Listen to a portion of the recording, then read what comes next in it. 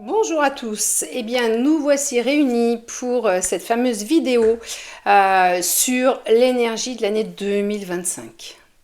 Alors, bon, une partie de l'année 2025, enfin une partie de l'énergie de l'année 2025, parce que bien évidemment, il y a tellement de choses à prendre en compte pour déterminer vraiment une année complète, entre tous les passages de planètes, de changements d'énergie, de tas de choses comme ça, les nouvelles lunes, les pleines lunes, la numérologie, tout ce qu'on veut, qu'on ne peut avoir que des interprétations et pas non plus du truc, bon, hyper fiable à 100%, et puis on va entendre certaines choses et d'autres choses. Et en fait, ce qu'il faudrait, ce serait arriver à remettre tout ensemble pour avoir vraiment une vision complètement globale et concrète de ce que va être 2025. Mais on va essayer quand même d'en décortiquer, enfin, une partie de choses du coup qui me parlent, hein, bien sûr, et vous prenez ça si ça vibre en vous, bien évidemment. Donc, on est parti pour voir ensemble ce qui va nous tomber dessus en 2025. Alors, petit retour vite fait sur 2024 quand même, puisque maintenant elle est finie, donc on a vu ce que c'était. Début 2024, j'avais annoncé année où il allait falloir persévérer, année 8 de l'abondance et de la réussite, j'avais dit réussite en fin d'année, abondance avant, peut-être abondance d'emmerdement, vu qu'on était quand même avec 4 phases lunaires sur le Capricorne, qui est le signe de la persévérance. Donc c'est là où je me suis dit, oula, va falloir persévérer jusqu'à la fin de l'année, et on va pas s'en sortir autrement. Et quelque part, j'avais pas tort. Voilà, c'est déjà ça. Parce qu'autour de moi, effectivement, je pense que il y a eu que des gens à se plaindre de 2024. Non, avoir vécu des choses compliquées en 2024, mais nécessaires du coup, pour pouvoir avancer dans leur vie. Je vous raconte pas mon année 2024, mais alors moi, ça a été apocalyptique. Voilà, mais hyper constructif. Ouh là là, hyper constructif. Alors je peux vous dire que là, je suis contente d'avoir résisté et d'être encore en entier à la fin, mais pour du top. Alors vraiment là, du top. Alors ça a été dur, hein, purée. Bon, voilà. Donc ça, c'était pour 2024. Alors, 2025, qu'est-ce qui va se passer? Au niveau numérologie, on est sur l'année 9. Donc 9, pourquoi? Parce que 2 plus 5 égale 9. Et ça a son importance, bien sûr. Le 9, c'est quoi? C'est le chiffre des bilans, de la fin de cycle, de la complétude. Alors de la complétude, pourquoi? Parce qu'on arrive à 1, 2, 3, 4, 5, 6, 7, 8, 9. 9, c'est le dernier.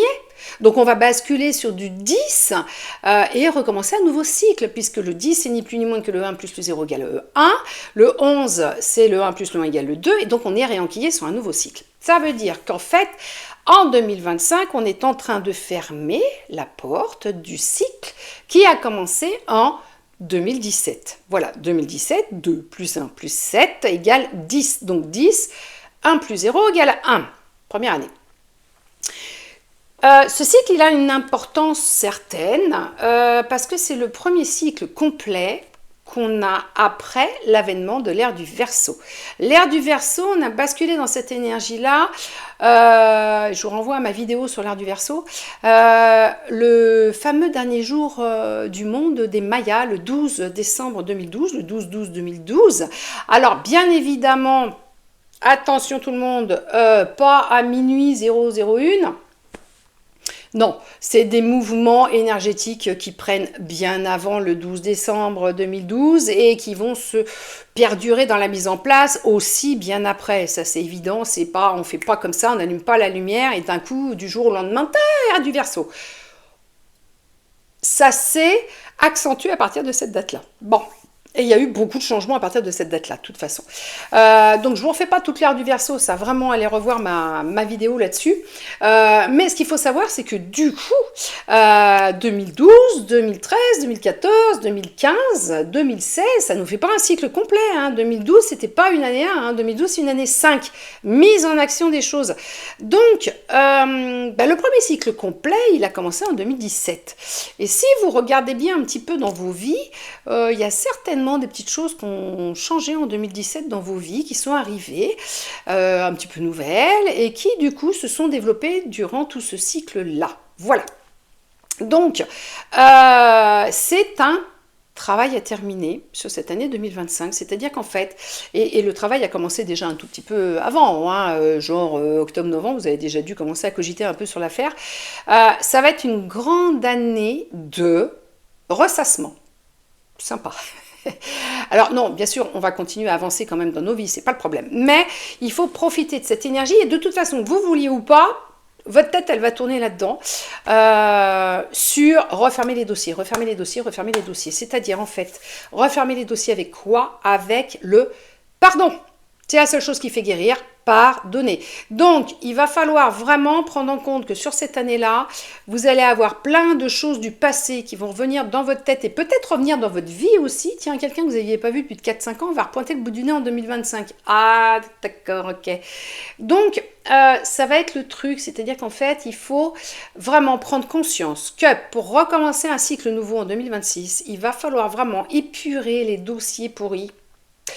Travailler dedans, pardonner les gens, demander pardon, vraiment essayer le plus possible de clore les trucs, mais définitivement. C'est-à-dire de ne pas aborder 2026 avec des épines dans les pieds, de trucs qui restent en suspens, d'engueulades, de problèmes au travail, de problèmes familiaux, de problèmes financiers, de choses comme ça. Il faut vraiment profiter de cette année 2025 pour épurer les dossiers et refermer définitivement ces pages de votre vie. Ça ne veut pas dire qu'il faut tout refermer, mais ça veut dire que il y a certaines choses qu'il va falloir vraiment prendre à bras le corps et se dire ok, je suis dans la bonne énergie pour faciliter ce travail de prise de conscience et de refermer ces dossiers, peut-être un peu douloureux pour certains, mais il faut que je m'y attelle. Il faut vraiment que je le fasse. Là, en conscience, je sais que c'est l'année où il faut, si je veux pouvoir redonner un nouvel élan à ma vie en 2026, si je veux vraiment repartir sur autre chose, vraiment, voilà, hop, on change les choses. On restabilise les bases et on est reparti au taquet. C'est pour ça qu'au niveau énergie, elle va être moins mouvementée quand même que l'année dernière. C'est-à-dire que l'année dernière, on avait ces 4 phases lunaires, on avait de mémoire 2, 3, vendredi 13, on avait, enfin voilà, il y avait plein de trucs. Il y avait effectivement, du coup, Pluton, qui est arrivé dans le signe du Verseau. Bon, il faut savoir que Pluton met 20 ans à peu près pour traverser un signe.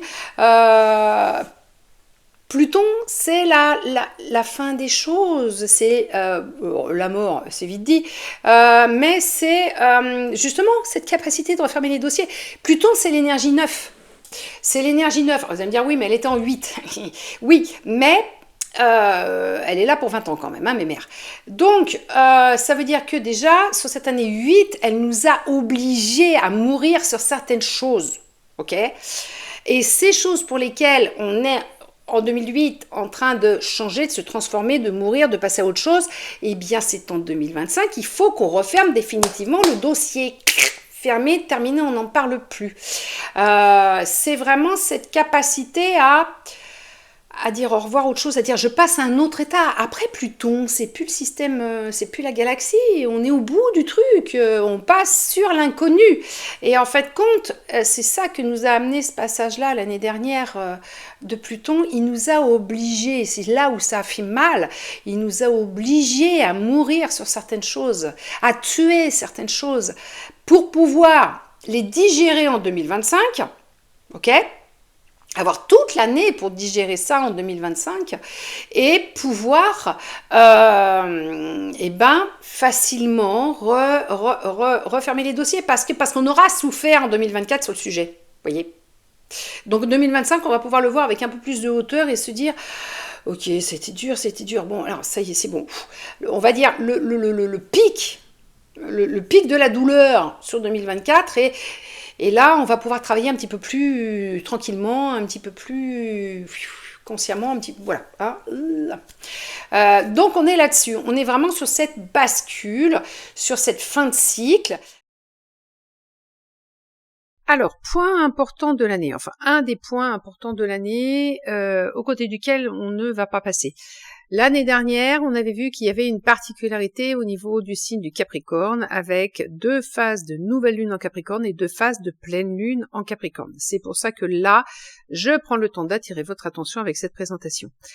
Ça nous a donné quoi? Ça nous a donné déjà l'idée que si on avait beaucoup d'énergie du Capricorne, soit en nouvelle lune pour faire des vœux sur le signe de la persévérance, c'est-à-dire demander à l'univers de nous aider à persévérer, et si d'un autre côté on avait aussi 2 phases pour équilibrer en pleine lune du Capricorne, c'est-à-dire pour nous libérer de ce qui nous empêche de persévérer, c'est là déjà où ça nous a donné quand même la petite indication que l'année n'allait pas être facile, parce que l'univers, dès le départ de l'action, le 11 janvier, nous a dit avec cette nouvelle lune en Capricorne, sur le mois du travail de novembre, puisque je vous rappelle que les 12 premiers jours de janvier, on travaille sur l'énergie des mois à venir, donc le 11 janvier est relié au mois de novembre, donc lié à la renaissance, cette nouvelle lune en Capricorne nous a bien dit, attention, si tu veux renaître, va falloir persévérer, va falloir tenir le coup, au moins jusqu'au mois de novembre. C'est pour ça que les énergies se sont un petit peu allégées en fin d'année. Mais dès le départ de l'action, l'univers nous a bien mis un signal d'alarme en disant, oula, l'année risque d'être chaude, il va falloir tenir le coup. Donc je vais t'aider à condition que tu travailles sur les nouvelles lunes en Capricorne et les pleines lunes en Capricorne. Bien sûr, toutes les autres phases lunaires sont importantes, mais l'année dernière, on va dire que ces 2-là étaient quand même bien corsés et qu'il fallait pas les rater. Donc l'univers nous a fait passer un avion pendant cette explication qui a fait un bon bruit, juste pour faire comprendre que c'était un tout petit peu fort comme énergie en 2024. Bon voilà. Et donc on est là-dessus. On finit l'année donc 2024 avec cette fameuse nouvelle lune en Capricorne, comme je l'ai expliqué avant. Et donc sur les 12 premiers jours de l'année 2025, pas de nouvelle lune, pas de pleine lune. Donc ça veut dire que ces énergies-là ne vont pas être reliées spécifiquement à une explication due au mois dans lesquels elles auraient pu tomber. Par contre, ce qu'on va avoir, c'est qu'on va avoir donc 12 nouvelles lunes. L'année dernière, il y en avait 13. 12 pleines lunes. Donc on va se dire, tiens, allez, tranquille, voilà, 12 et 12, c'est parfait, 12 mois, 12 nouvelles lunes, 12 pleines lunes, on est cohérent. Alors pour les pleines lunes, oui, parce que effectivement le cycle des pleines lunes est, on va dire entre guillemets normal. Pour les nouvelles lunes, alors pas du tout cette année, parce que on va avoir 2 nouvelles lunes en Cancer. Qui vont avoir lieu le 25 juin et le 24 juillet. Et on va avoir 2 nouvelles lunes en Vierge qui vont avoir lieu le 23 août et le 21/9. Et ça, c'est pareil, c'est quand même pas non plus hyper souvent que ça arrive. Et du fait d'avoir 12 nouvelles lunes et 2 signes astrologiques qui ont 2 phases de nouvelles lunes dedans, ça veut simplement dire qu'il y a 2 signes qui vont sauter. Il y a 2 signes qui vont manquer à l'appel. Et on n'aura pas de nouvelle lune en Lion. On n'aura pas de nouvelle lune en Scorpion. Voilà. Alors, pour vous dire quand même à quel point, effectivement, tout ça va être quand même important pour la connotation de l'énergie générale de l'année 2025. Alors, on va commencer par les nouvelles lunes en Cancer. Le Cancer, c'est quoi? Le Cancer, c'est le signe émotionnel, le plus émotionnel de tout le zodiaque. C'est un signe d'eau. L'eau est reliée à l'émotionnel et relié à la communication aussi, la communication du coup des émotions quelque part. Alors la communication, pourquoi l'eau? Parce que il fut une époque aussi où la seule communication possible entre les villes était du fait des fleuves, des voies navigables, et donc on est resté un peu sur cette énergie d'égrégore explicatif. Mais en plus au niveau émotionnel, ça se comprend très bien, puisque quand on pleure, les larmes qui sont de l'eau coulent de nos yeux et rendent très expressif cet état de tristesse. Quand on rit aux éclats, eh bien on pleure aussi. Souvent je pleure de rire. Donc là on est encore sur on va dire un degré d'expression maximale, puisque on peut rire, alors on peut sourire, on peut rire aux éclats, et on peut pleurer de rire, ce qui veut dire que là on est vraiment complètement j'allais dire mort de rire. C'est pas du tout l'expression qu'il faut utiliser, mais voilà, vous avez compris que sur une échelle de 0 à 100, là on était à 150 avec je pleure de rire. Donc on est là-dessus. Quand on se fait mal, on a les larmes aux yeux, on pleure, on peut pleurer de douleur. Donc en fin de compte, les larmes sont très expressives au niveau des émotions, au niveau du rendu émotionnel. Bon, le Cancer est sous l'énergie de la Lune. sa planète gouvernante, c'est la Lune. Bon, c'est pas une planète, mais c'est pas grave. Et la Lune, c'est quoi? C'est l'astre des émotions. Hein. C'est l'astre féminin, du féminin sacré, du Yin, et c'est ce qui va aussi réguler, les naissances. Hein. On dit toujours qu'effectivement, dans les phases de pleine Lune ou de nouvelle Lune, il y a plus de naissances. Ça règle les courants d'eau sur Terre, les océans. Hein, ça va, ça vient. Ça règle aussi les cycles menstruels féminins, et tout ça provoque aussi des états émotionnels quand même assez importants. On dit souvent qu'à la pleine lune les gens deviennent un petit peu fous, ou que voilà, pourquoi? Parce que effectivement on est gorgé de cette énergie yin, hein, puisque l'énergie de la pleine lune, en fait, c'est l'énergie yang solaire qui se reflète sur la face de la lune et qui se transforme du coup en énergie yin. Et cette énergie yin va venir bousculer l'intérieur. Le yin, c'est l'intérieur, c'est l'introspection, c'est la nuit, c'est la fraîcheur, c'est toutes ces choses-là, mais c'est surtout le travail d'introspection. Les saisons yin sont les saisons d'automne et d'hiver. Hein, et c'est là où justement on est au calme chez soi à pas ressasser, mais peaufiner des plans d'action, des plans pour le printemps, l'été, là où il va falloir bouger dans la matière. Donc, on va être sur 2 nouvelles lunes en Cancer, c'est-à-dire que l'univers va nous offrir 2 fois l'opportunité de faire des vœux, puisque la nouvelle lune c'est des vœux, de faire des vœux pour améliorer son état émotionnel, pour supporter son état émotionnel, pour se laisser gagner peut-être par les émotions, pour les personnes qui n'arrivent pas à exprimer leurs émotions. Bref, on a à travailler sur l'émotionnel en 2025. On va être accompagné de ça. Et c'est pas du tout étonnant sur cette année d'introspection intense, de mémoire, de travail de mémoire sur ce qui s'est passé depuis le début du cycle. Ça va automatiquement nous chahuter au niveau émotionnel. Ça va automatiquement faire naître en nous des émotions positives, négatives, des émotions de joie, des émotions de tristesse, et tout ça va être prioritaire pour nous aider à fermer ces fameux dossiers. Parce que, comme on l'a dit, il faut fermer les dossiers avec conscience, avec l'âme, avec le pardon chevillé au corps, avec vraiment chacune de nos cellules qui vibre avec cet état de je ferme ce problème-là, c'est définitif, il est clos, je fais un nœud, on n'en parle plus. Mais on n'en parle plus pas parce que je l'oublie, on n'en parle plus parce que j'ai travaillé dessus, j'ai assimilé ce qu'il y avait à assimiler, j'ai compris ce qu'il y avait à comprendre, j'ai tout transmuté en force, et maintenant je peux me servir de tout ce passé en force vive d'action, que ce soit du bien ou que ce soit du moins bien, bien évidemment. Et automatiquement, ça va faire naître en nous des tas d'émotions, parce que si on doit refermer un dossier douloureux au niveau, relationnel, au niveau séparation, divorce, au niveau perte de quelqu'un, tout ça, on va bien avoir besoin de 2 nouvelles lunes en Cancer pour demander à l'univers de nous aider, mon Dieu, à essayer de calmer ces états émotionnels qui peut-être pourraient justement nous faire verser dans l'ego, le mental, et nous éloigner du lâcher-prise et du pardon, en remettant une petite piqûre de « ça va pas bien », de « non, décidément, non, ça c'est pas pardonnable, je peux pas, il faut absolument que je continue à être en guerre avec cette personne, ou que je continue à me flageller sur cette situation ». Et voilà, il va falloir quelque chose pour calmer nos émotions. Et donc, 2 nouvelles lunes en Cancer, ça va nous donner vraiment en milieu d'année, ça va nous donner la possibilité d'avoir bossé correctement les 6 premiers mois, de faire déjà un premier pré-bilan en milieu d'année.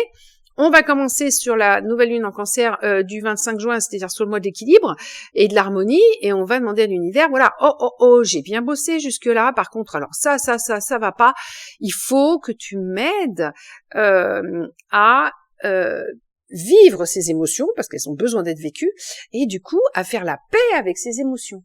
Voilà, il faut que tu m'aides à me transmuter dans un nouvel état émotionnel qui va me porter au lieu de me plomber. Voilà. Ensuite, on aura donc août-septembre de nouvelles lunes en Vierge. La Vierge, alors là, la Vierge, on est sur un signe de terre. Donc, ça veut dire que tout ce qu'on fait au niveau bilan, au niveau fin de cycle, au niveau je travaille sur moi pour refermer des dossiers, va être impérativement pour nous aider à améliorer notre chemin de vie concret d'incarnation. Voilà, on revient les pieds sur terre. La Vierge, c'est le signe du cartésien. C'est le signe, c'est l'opposé du poisson. Poisson qui est complètement barré dans sa tête, donc c'est complètement l'opposé. C'est la personne qui est très sérieuse, qui est carrée, qui range tout bien, qui classe tout bien. Je classe mes dossiers. Hop, j'ai fermé, j'ai travaillé dessus, il est classé, il est rangé, on revient pas dessus. Je l'ai fermé, je l'ai classé, il est classé, il est bien rangé. Il est pas en vrac, il est pas étalé sur la table avec une feuille à gauche, une feuille par terre, une feuille machin, et puis hop, je referme tout en vrac, et puis je me dis, oh écoute, le dossier, je verrai ça un autre jour. On verra bien la prochaine fin de cycle. Et puis voilà, non, la Vierge, elle est là justement pour nous aider à nous cadrer, à pas partir n'importe où, n'importe quand avec notre émotionnel, vraiment pour nous aider justement à nous attaquer à un dossier, à le fermer correctement. Je m'attaque au dossier, je comprends, je transmute en positif, je pardonne, je ferme mon dossier, je le ferme proprement, j'ai tout bien mis mes pages dans l'ordre et je le range. Plaf, voilà. Et je passe à l'autre dossier, tout ça. Et donc, la Vierge va être là pour nous aider justement à garder ce côté les pieds sur terre, ce côté carré, ce côté cartésien, ce côté je prends de la distance aussi, je prends de la hauteur avec les événements et j'essaie de regarder s'il est autant raisonnable de partir en sucette sur ces choses-là. Non. Là, je suis trop dans l'émotionnel, je pars trop. Non, on va revenir à quelque chose de tempéré, à quelque chose de rationnel, à quelque chose de posé. Et là, une fois que j'ai posé mes émotions, je vais pouvoir analyser la situation avec un petit peu plus de recul et refermer complètement mon dossier. Voilà. Et donc, avec ces deux nouvelles lunes, on va pouvoir demander à l'univers, effectivement, de nous aider justement à bien tout analyser, bien tout comprendre et avoir les deux pieds sur terre et vraiment dire « Ok, c'est bon, moi maintenant, j'ai posé ça très sérieusement, j'ai bien travaillé sur mon dossier, je peux le fermer tranquillement, il est fait. » Voilà. Et c'est formidable en fait d'avoir ces deux signes astrologiques qui sont surreprésentés au niveau justement des vœux qu'on peut faire avec l'univers pour qu'il nous aide sur ce sujet-là. Et on comprend bien en voyant ça justement, ce Cancer et cette Vierge, que ça va peut-être moins chahuter en dehors, comme ça nous a chahuté en 2024, mais ça va beaucoup plus nous chahuter à l'intérieur. Parce que rien que le fait d'être assis dans un fauteuil et juste à réfléchir à ces gros dossiers, à l'intérieur, ça peut mettre une bombe atomique. Ça peut mettre un coup de pression de fou et qu'on soit pas calme sur cette année-là, mais à l'intérieur, en fait, au final. Voilà. Donc on va être vraiment sur ces deux phases-là, ce qui signifie que ça va être fort en émotion cette année, très fort en émotion. Et il va falloir aussi être fort sur nos bases, sur notre terre, pour arriver à dépasser ces émotions et fermer ces dossiers. Voilà. Alors, que signifie du coup l'absence de notre signe du Lion en nouvelle lune et de notre signe du Scorpion? C'est quand même pas, tous les signes sont importants, c'est quand même pas anodin non plus. Le Lion, c'est quoi? Le Lion, c'est le Lion, c'est l'autorité intérieure. Vous allez me dire, attends, le fait de faire ce travail-là va me permettre de reprendre mon autorité intérieure. Et là, je suis, bien évidemment, tout à fait d'accord. C'est bien le but du jeu. Mais sur cette année-là, en fait, il va pas falloir faire son matu vu. Parce qu'un lion qui est pas super bien équilibré, il est un petit peu dans le côté un petit peu égo, un petit peu bling-bling, un petit peu, je suis le roi de la jungle, je suis le roi du truc. C'est donc un signe quand même de feu. Donc c'est un signe qui invite à bouger, en fait, au final. Et automatiquement, c'est un signe très dynamique. Et en fait, sur cette année-là, va pas falloir tant être dynamique que ça. il va falloir être calme. Il va falloir être calme et il va falloir être recentré à l'intérieur. Or, le lion, c'est pas tellement un signe d'intériorisation, en fait, au final. C'est plus un signe de relationnel, c'est plus un signe de, c'est le roi de sa tribu, hein. Et donc, du coup, il est là pour conseiller les gens, il est là pour interagir avec l'autre, il est là pour, bon, il impose le respect, quelque part aussi, lui, il fait ses bilans parce qu'il a fait son bilan de toutes ses victoires, de toutes ses défaites, c'est ce qui le construit. Mais dans l'énergie dont on a besoin en 2025, on a besoin de calme. On a besoin de calme. On a besoin, on est sur cette énergie de carte du tarot de l'ermite. Le 9, l'année 9, c'est l'ermite. L'ermite, c'est quoi? L'ermite, quand on regarde la carte du tarot, c'est c'est le petit gars, qui a sa lanterne, qui est tournée vers la gauche. Donc, en tarologie, quand on a des figures sur les cartes de tarot qui sont tournées vers la gauche, ça signifie qu'il regarde vers le passé, en fait. Et donc, l'ermite, avec sa lanterne, il éclaire le passé, il éclaire la gauche, et il est dans sa grotte. Et c'est ça, en fait, qu'il va falloir qu'on fasse en 2025, c'est rester dans notre grotte intérieure pour pouvoir arriver à faire les bilans nécessaires à notre vie pour pouvoir recommencer un cycle en 2026 correct, sur de bonnes bases. Et sur de bonnes bases terrestres, hein. Et donc l'ermite, il est là. L'ermite, il est là pour nous guider dans les méandres de notre mental, de notre ressassement, de notre jugement, de notre évolution personnelle. Il est là pour éclairer là où ça fait mal, en fait, et les choses qu'on veut cacher. Or, en 2025, qu'est-ce qu'il faut qu'on fasse justement? Il faut qu'on déterre les choses qui sont cachées. Voilà, d'où l'importance des pleines lunes aussi qui vont éclairer justement ces choses qui vont être cachées. Mais il faut qu'on fasse notre ermite. Et l'opposé de l'ermite, quelque part, ça va être le lion. Le lion, il va être beaucoup plus extérieur, il va être au soleil, il va être grandiose, il va être, voilà, il va parler, il va communiquer. Alors, ça veut pas dire qu'il faut qu'on parle pas pendant l'année, mais ça veut dire qu'il faut qu'on reste focus sur nous, à l'intérieur. Voilà. On a à s'occuper de nos affaires à l'intérieur. Et donc, du coup, voilà, on va squeezer cette nouvelle lune en Lion. Donc l'année prochaine, pas de vœux pour être magnifique, pour être royal dans sa vie, pour reprendre les rênes de sa vie, bien sûr, parce que tout le travail de toute façon toute l'année, ça va être ça. Donc à la limite, on n'a pas besoin d'une piqûre de rappel avec la nouvelle lune. Et pas de nouvelle lune en Scorpion. Alors là, vous allez me dire, attends, le Scorpion, c'est quand même bien le signe aussi qui fait un travail intérieur, puisque le Scorpion, il est dans sa petite grotte, dans son petit tunnel, il sort uniquement pour aller piquer, pour aller quelque part donner la mort et transmuter justement l'ombre en lumière, puisqu'en fait, il nous fait passer de la renaissance, c'est-à-dire de l'état de mort physique à l'état de renaissance spirituelle, en fait, au final. Voilà. L'énergie du Scorpion, elle est pour nous faire basculer sur un travail spirituel. Cette année, tout autant qu'on n'a pas besoin de l'énergie du Lion pour interagir, faire notre royal, on n'a pas besoin non plus de renaître spirituellement. C'est pas le boulot de l'année. Le boulot de l'année, il est de faire un bilan. Il est de faire du bilan. Il est pas d'avancer. Voilà, on va dire quelque part. Il est de stopper. Stop. On est à la fin du cycle, on stop. On va prendre une année pour stopper. Alors, ça veut pas dire qu'on continue pas à faire des bricoles. Mais le gros de l'année, c'est je stoppe.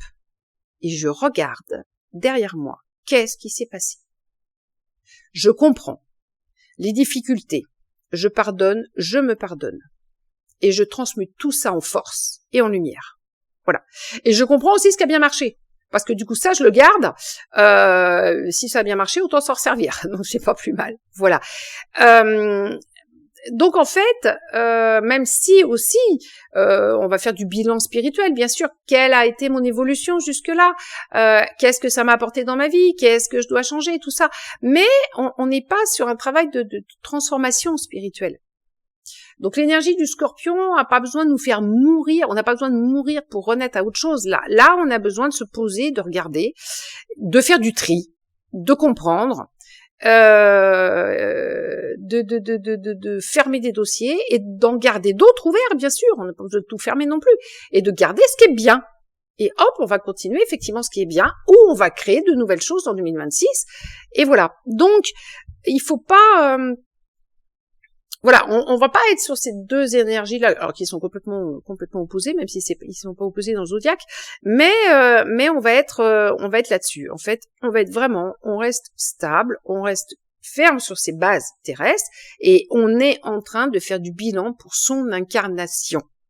Voilà. Même si ça peut parler d'évolution spirituelle, mais on est là pour faire du bilan d'incarnation. Profitez de ça, travaillez avec les nouvelles lunes, les pleines lunes, les portails énergétiques, les changements de saison.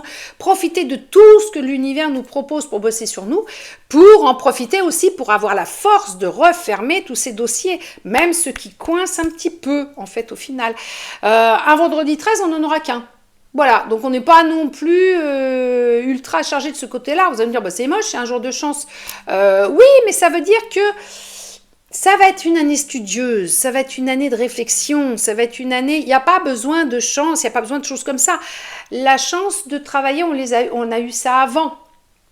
Là, on a juste besoin, du coup, de calme intérieur pour nous poser et faire les choses.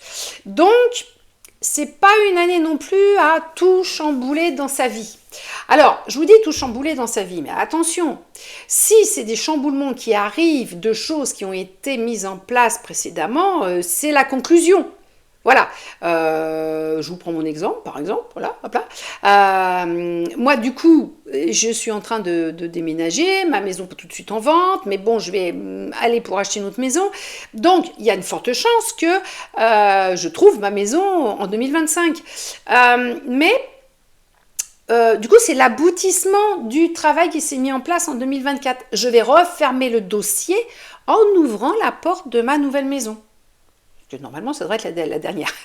Bon, mais c'est ça que je veux vous dire, parce qu'on pourrait penser, dire, ah, nouvelle maison, nouveauté, machin. Non, et c'est complètement en plus l'aboutissement de mes 9 ans de cycle. Alors, il n'y a pas tortillé, c'est très surprenant comme fin, c'est une happy hour, mais c'est très surprenant, mais c'est ça en fait, compte au final. Il faut voir, en 2025, il faut voir les choses plus larges, plus haut. Il ne faut pas juste s'attacher aux trucs qui arrivent tout de suite sur le moment en disant mais qu'est-ce que ça fout là dans ma vie? Non, oulala, c'est que ce machin-là, ça a pris en fait compte naissance il y a beaucoup plus longtemps. Et peut-être que tu ne l'as pas vu, peut-être que tu l'as raté, mais si tu analyses ça maintenant, tu vas comprendre en fait compte effectivement que du coup, mais ça fait longtemps que c'est arrivé ce machin-là, 2017, 18, 19, machin, enfin bon. Et donc il faut, voilà, on va être sur une année où il va falloir prendre conscience de ces choses-là. On est vraiment sur cette énergie de pardon. On a terminé 2024 avec une nouvelle lune, du coup la 4e phase lunaire en Capricorne, le 30 décembre, sur une énergie 14, une énergie de lumière, c'est-à-dire reprendre la lumière, avoir la lumière qui s'allume à tous les étages, l'illumination en fin de compte au final. Et donc cette nouvelle lune, juste à la veille du 31, elle est venue nous dire... Ok, t'as persévéré jusqu'à la fin de l'année, c'est sympa parce que je t'avais déjà passé le message au mois de janvier 2024. Première nouvelle lune en Capricorne. T'as tenu le coup. Bon, abondance, peut-être d'emmerdement, enfin tas de choses. Réussite, il y a des trucs quand même qui arrivent qui sont positifs. Là, on est sur le mois du pardon, le mois de la guérison, le mois de décembre, le mois de 12. Donc regarde. Moi, je suis là le 30. Mais du coup, mon énergie va rester, puisqu'une énergie de nouvelle lune ou de pleine lune, c'est 3 jours avant, 3 jours après, et puis bon, le max sur le jour J. Donc, elle nous dit, regarde, moi je suis là le 30, mais du coup, j'arrose tout au passage à la nouvelle année, c'est-à-dire le 31, où on va faire le travail de clôture de tous les dossiers de l'année, ce coup-là. Et puis, je serai encore là au 1er janvier. Et au 2 janvier, donc, quand tu vas faire tes vœux de nouvelle année, je serai toujours là. Tu vas les faire dans mon énergie qui te dit persévère. Ça veut donc dire que ça va peut-être pas être aussi chaotique qu'en 2024, mais que dans ce travail du coup de pardon, puisqu'elle prend naissance dans ce mois du pardon et de la guérison, il va falloir persévérer sur cette énergie-là, sur ce travail-là. C'est-à-dire, elle nous dit, vas-y, persévère. Si tu veux arriver à vivre 2025 correctement, il faut que tu persévères. Ça ne sera pas toujours facile de pardonner, ça ne sera pas toujours facile d'en guérir, ça ne sera pas toujours facile de refermer les dossiers, mais il faut que tu le fasses, il faut que tu refermes tout ça pour changer de vie, pour arranger ta vie, pour améliorer ta vie, pour reprendre ton souffle et démarrer le plus légèrement possible ce nouveau cycle de 2026, qui va commencer du coup en 2026. Donc voilà, on est sur une explication moins longue que celle de 2024, mais tout aussi importante parce que, voilà, ça ne veut pas dire que c'est une année qui va être facile, parce que prendre conscience des dysfonctionnements de sa vie, mais il faut aussi prendre conscience aussi des réussites. Attention, faites pas que le négatif. Soyez conscient aussi de ce qui a marché. Il ne faut pas quand même non plus se flageller tout le temps. Mais prendre conscience des dysfonctionnements de sa vie. Prendre le temps de regarder pourquoi ça a dysfonctionné. Prendre le temps de se dire c'est de ma faute, c'est de la faute de l'autre, tout ça. Et prendre le temps du coup de pardonner et de se pardonner. Parce qu'on peut très bien avoir chuté de notre faute. En disant, ah ouais, non, mais alors maintenant que tu vois le truc, bah évidemment, de toute façon, tout le monde te l'avait dit, t'as voulu foncer dans le truc, tu y as été, bah écoute, c'est pour toi, maintenant, terminé. Mais il faut se pardonner aussi. Il faut se dire, ok, bah si ça s'est passé comme ça, c'est que ça devait se passer comme ça, je vais faire la paix avec ça. Et c'est surtout que je vais reconstruire ma vie sur cette nouvelle base qui s'est passée. Et je vais le transmuter en positif. Je vais le transformer en force de vie. Tout ce qui est négatif dans la vie, même si c'est ultra apocalyptiquement dur, tout n'est que travail de construction et tout est à prendre au positif. Il faut vraiment prendre l'habitude de transmuter tout ça en positif. Se dire, ok, ça bloque, c'est que je dois pas aller par là. Ok, donc j'y vais pas. Ça a bloqué, ça s'est cassé la gueule. Ok, je regarde pourquoi tout ça, je comprends, je ne referai pas les mêmes erreurs. Et ça m'a nourri, ça m'a appris et ça m'a rendu plus fort, plus forte. Voilà, parce que j'ai compris ce qui s'était passé et parce que j'en suis sortie aussi victorieux. Parce que si je suis toujours là vivant à en parler, c'est que je suis victorieux de l'affaire. Voilà. Donc, selon chacun, bien évidemment, ça va être plus ou moins dur. Dites-vous surtout que l'univers ne vous fait vivre que des choses que vous êtes capable de surmonter, de transmuter, et que c'est pas ce que doit vivre le voisin. C'est-à-dire que vous êtes peut-être capable de faire face à une problématique qui, sur une échelle cataclysmique de 0 à 10 va peut-être être à 8 et vous allez y arriver alors que votre voisin dans son incarnation il est venu avec la capacité de résister à 3 et que sur du 8 il a déjà implosé, c'est terminé, on n'a plus personne, le gars est remonté en mode suicide. Chacun a sa vie, chacun a son degré de résistance, chacun a ce qu'il a à faire. Donc déjà, commencez aussi cette année peut-être par faire des vœux pour demander à l'univers d'essayer de faciliter votre non-jugement de l'autre. Arrêtez de vous occuper de la vie des autres. Déjà, occupez-vous de fermer vos dossiers à vous. Vous aider à pardonner. Parce que ça, franchement, ça change la vie. Mais viscéralement, parce qu'il ne s'agit pas de dire « ah, mais je te pardonne ». Non. Viscéralement. D'ailleurs, alors je sais pas si j'ai eu le temps de le mettre en ligne ou pas encore, mais j'ai créé tout un protocole sur 21 jours de travail profond sur le pardon. Donc, je sais pas. Bon, gratter. De toute façon, si c'est pas là, ça sera dans pas longtemps parce qu'il est prêt. Je l'ai déjà fait tester en formation. Par contre, je l'ai pas encore mis en ligne. Donc voilà, donc pardonnez, arrêtez de vous flageller aussi, vous faites bien ce que vous pouvez, il ne s'agit pas d'éradiquer vos parts sombres, vos parts de dommages, il s'agit de vous équilibrer dans la matière, de reprendre, pas le contrôle de votre incarnation, mais de reprendre conscience de ce que vous êtes venu faire là, et du coup d'accepter les choses comme elles se mettent en place. C'est la meilleure manière de se retrouver sur son chemin de vie, sur le bon chemin de vie en fait, compte au final. Vraiment de ne pas résister aux éléments qui se mettent en place dans votre vie. Et voilà, et de comprendre que de toute façon, tout est pour le mieux, même le pire en fait. Voilà, bon ben, ça a été beaucoup moins long qu'en 2024, mais ça va être puissant aussi. Si vous essayez vraiment de travailler sur vous pour refermer tout ça, vous allez voir, ce ne sera plus les mêmes à la fin de l'année. Moi, je continue à vous accompagner toute l'année avec tout le travail que je propose, tout le temps, qu'on peut retrouver sur mon site internet, qu'on peut retrouver dans mes formations, qu'on peut retrouver sur ma page Facebook, puisque sur Instagram, je ne peux pas mettre des grandes vidéos, ça ne passe pas, ni des grands textes. Voilà. Mais bon, voilà. Donc, tout mon cœur pour vous accompagner en 2025. On s'accroche, on y croit, et puis voilà, plein de belles choses, belle prise de conscience, bon travail sur vous pour refermer tous les dossiers dont vous avez besoin de refermer en 2025. Et n'oubliez pas que changer de vie, ça peut commencer sur cette année 9.